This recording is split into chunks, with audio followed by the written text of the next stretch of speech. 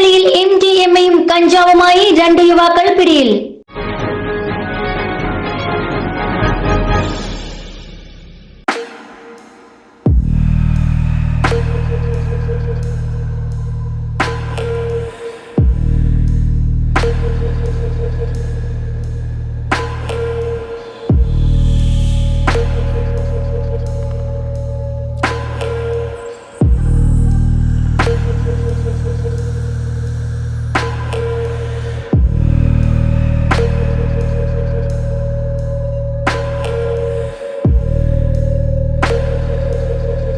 Mynagappally railway ഗേറ്റിന് സമീപത്ത് നിന്നും കഞ്ചാവും MDMAയുമായി 2 യുവാക്കൾ ശാസ്താംകോട്ട പോലീസിന്റെ പിടിയിലായി.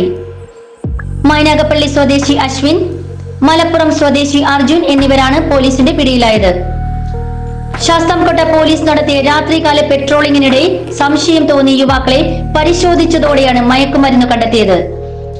ഇവരിൽ നിന്നും 5.5 ഗ്രാം MDMAയും 19 ഗ്രാം കഞ്ചാവും പിടികൂടി.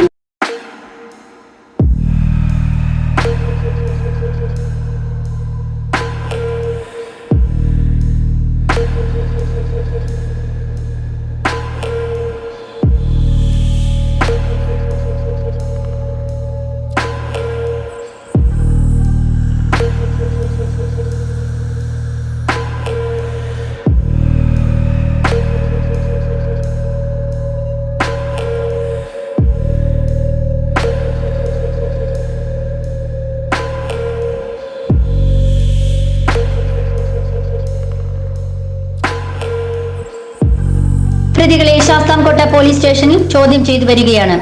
കഴിഞ്ഞ 2 മാസത്തിനുള്ളിൽ നിരവധി തവണ കുന്നത്തൂരിൽ നിന്ന് മയക്കുമരുന്ന് പിടികൂടിയിട്ടുണ്ട്. ഷൈജ സായി, ദൃശ്യ ന്യൂസ്, ശാസ്താംകോട്ട.